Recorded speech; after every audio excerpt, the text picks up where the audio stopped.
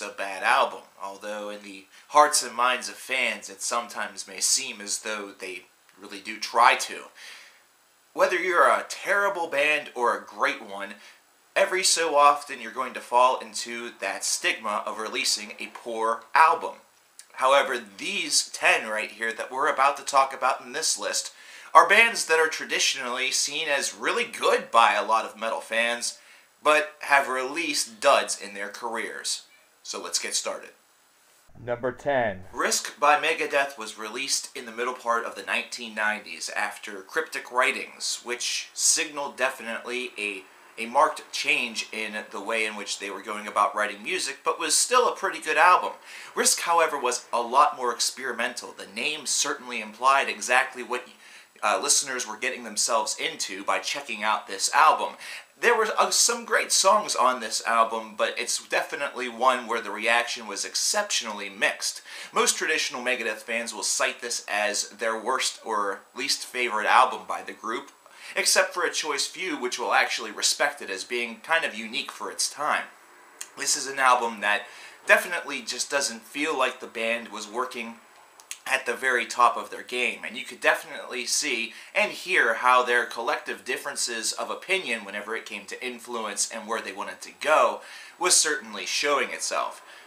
It's no surprise that directly after this album, the original, or should I say the classic lineup of Megadeth disbanded, and ever since then we've kind of had a revolving door of players to the Megadeth puzzle that have helped out on the albums, which have improved. However, Risk certainly showcased that the risk did not pay off, both in the minds of the fans and within the band itself. Number 9. Virtual 11 by Iron Maiden proved to be the second and the final album, studio-wise, of the Blaze Bayley era, which was an underwhelming era to many, to say the least. Even though the X Factor to me is a phenomenal album, one that definitely showcased that Blaze could certainly do some things with the band, he just didn't exactly have the best voice to fit the band. Virtual 11 exposed all of those flaws and did so rather brutally.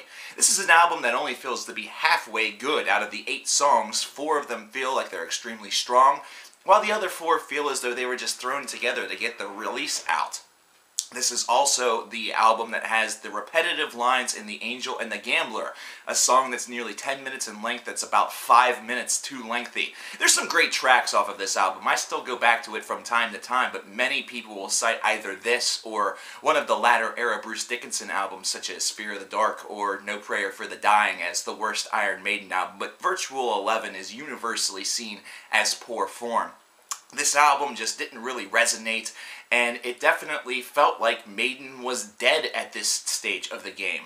Of course, a couple of years later, Bruce Dickinson would re-enter the fold, and the band would rise once again from the ashes with the successful Brave New World, but this was definitely seen as a very, very dark point and period of the band's history.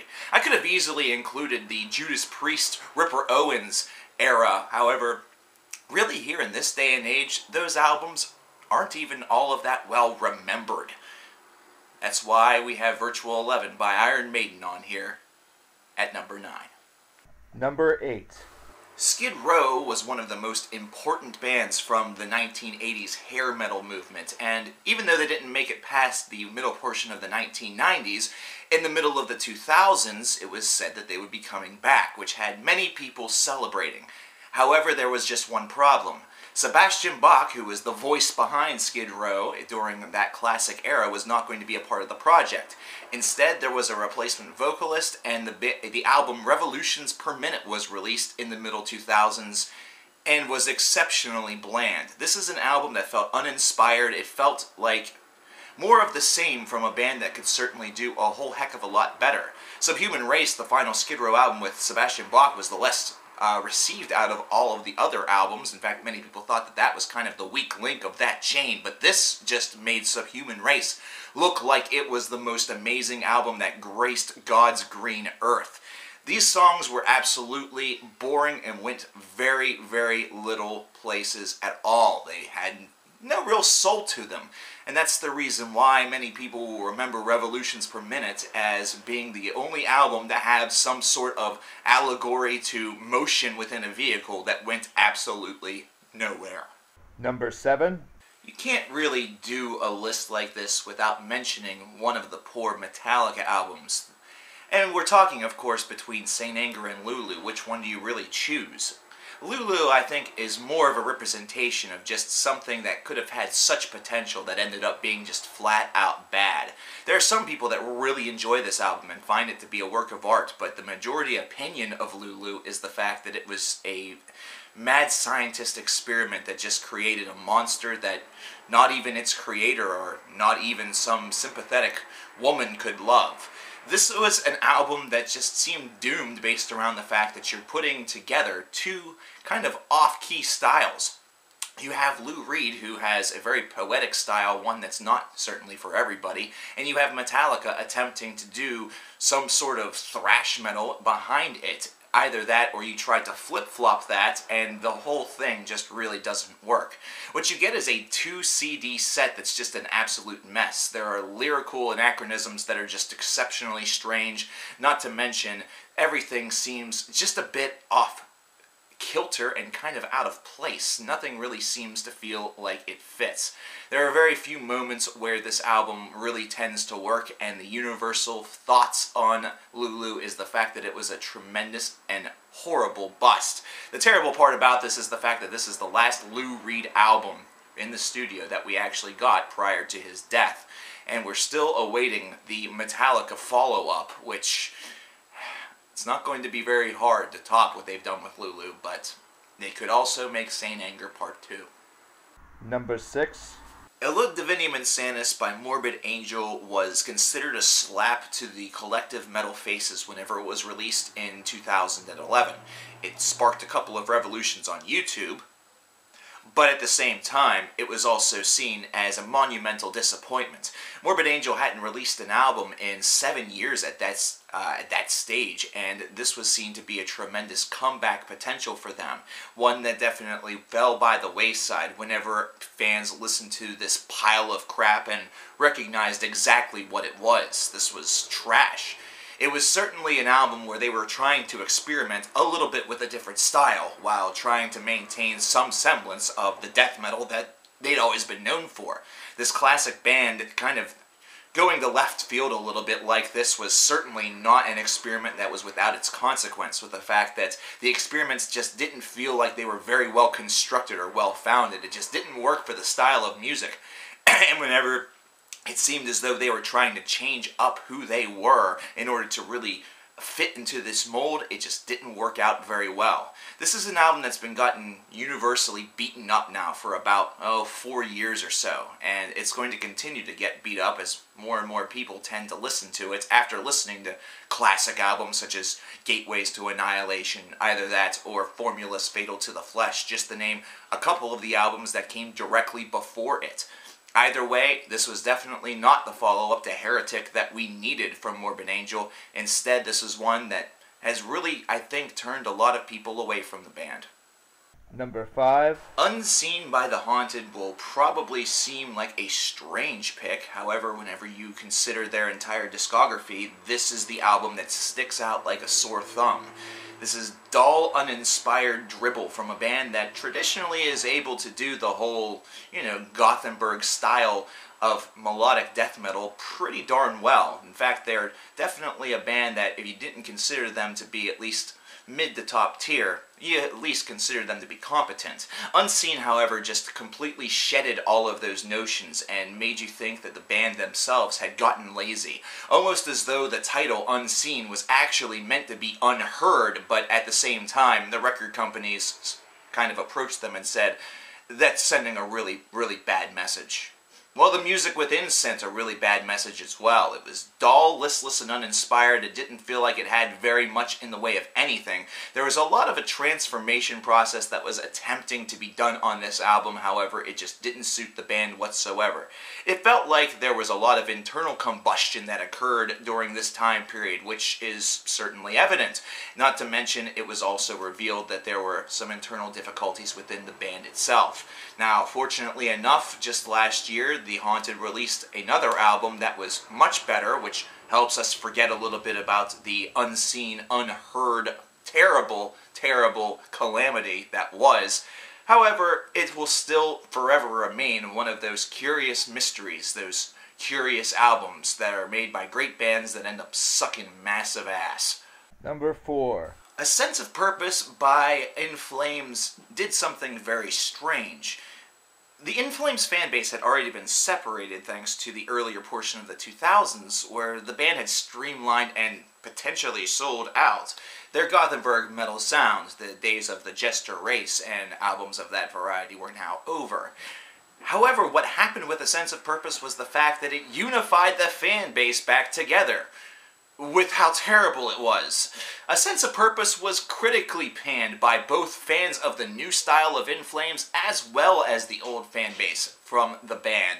One that seems to universally agree that this was an album of bona fide trash that contained some of the worst In Flames albums ever penned, and felt like it was dull, listless, and didn't have a clue what it wanted to be. And nothing was more evident in this than the fact that right in the middle of it, they opted to attempt a 9-minute long track entitled The Chosen Pessimist. This is an album where a band that had changed things up a bit thought that they could probably change things a little bit more and perhaps push themselves to even larger heights. The problem with that is the fact that that didn't happen whatsoever. Worse than that, they've had an album that has actually eclipsed this idea in the hearts and minds of fans ever since, in Siren Charms. While I don't tend to agree with that as much, I can agree that if this list were made, about 10 years from now, I may have included that as opposed to A Sense of Purpose. In Flames, trying to unify those fans once again and failing miserably all the way along. Number 3. When The Unspoken King came out by Cryptosy, there was a lot of uncertainty considering there was a new vocalist, and this was an album whose title seemed to imply a little bit of the unknown, and that's exactly what fans got whenever they listened to this album. This was something that just felt so completely and totally a left-hand turn compared to where they'd been for the past 14 to 15 years that it was almost immediately rejected by the entirety of the fan base, with the lone few that were curious enough to give it a shot and actually think that it's a halfway decent album. And most of those people were met with a lot of retorts of, "You're a moron." To be perfectly fair, The Unspoken King isn't a terrible album. It's just one that really suffers from a bit of schizophrenia. It's an album where the band's not too sure what exactly it wants to be. It's this curious amalgamation of itself where they've gotten a couple new members to the fold, so they kind of wanted to test their limitations, what they had available directly in front of them. And I think this was very much proven in the fact that the album that followed The Unspoken King 4 years later was a much better tribute to what the band has always sort of been and the principles that they've always embodied. The Unspoken King will always remain to be a very curious album on the radar of death metal, where it seems like a band got sidetracked for one release. It almost makes you hope that the same thing happens with Morbid Angel, and they kind of get back on their course whenever they release their follow-up to A Divinium Insanus. However, The Unspoken King's schizophrenia certainly turned a lot of fans into haters, either that or extremely, extremely worried individuals whenever the self-titled album came out a couple of years after. Those thoughts were all silenced. However, The Unspoken King still remains very much spoken about and very much lives in infamy. Number 2. Cold Lake by Celtic Frost is the oldest album that we have on this list. It is the only one from the 1980s. However, many people consider, in the metal realm at least, this to be one of the first real disappointments, and it was one that was done very, very much in the underground scene of extreme metal. Celtic Frost, originally as Hellhammer, had really established themselves as one of the premier acts within the budding extreme metal genre. And whenever Cold Lake was released, it was an album that was very much influenced by the way in which record executives, labels, and the encouragement of these individuals was kind of handled at the time, very much based around what was hot and selling. It's a true exercise in what happens whenever that stuff is followed to the T simply because you don't want to break your contract. It's also a terrific example as to how the music industry can essentially destroy good bands and destroy itself really from the inside out based around these decisions. Not only did this album fail to perpetuate any momentum for Celtic Frost like I'm sure was promised to them, it also really has kind of caused a very dark stain on the collective history of the band. One that, aside from this, and aside from their own infighting, is relatively flawless. It's kind of a shame as well, considering Celtic Frost themselves really didn't want to release Cold Lake. In fact, they distanced themselves from the material to this day. It kind of makes you wonder what would have happened if Cold Lake would have turned out the way in which Warrior and the rest of the gentlemen of the band how they would have wanted it. It makes you wonder if we would be talking about this album on a list of worst albums by great bands, or if instead it would have been on a list of, say, the top 35 albums of all time. We'll never know, mainly because we know what we've got, and what we got was crap. Number 1. It's amazing how often we come back to Queensryche. Dedicated to Chaos is the album that sort of caused the implosion that has been on the tongues of a lot of individuals over the course of the past couple of years. It's what's caused the split of the band into two bands, Operation Mindcrime, which is the Jeff Tate-fronted version of Queensryche, and then Queensryche, which is the Todd La Torre version of the band, which now actually has the name, so they're the true Queensryche. The name itself, though, is extremely tainted based around how the last, 10 years of the band's career, and that's just leading up to Dedicated to Chaos, had really gone down.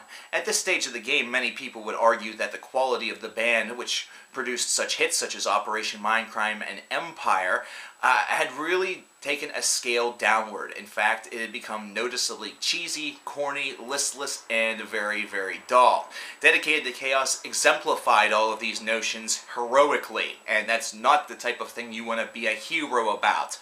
This was an album that was far too long. There were way too many tracks, and whenever you examine the overall history of the disc, there was not nearly enough input from the remainder of the band outside of Jeff Tate in order for this to really even be considered a full Queensryche album.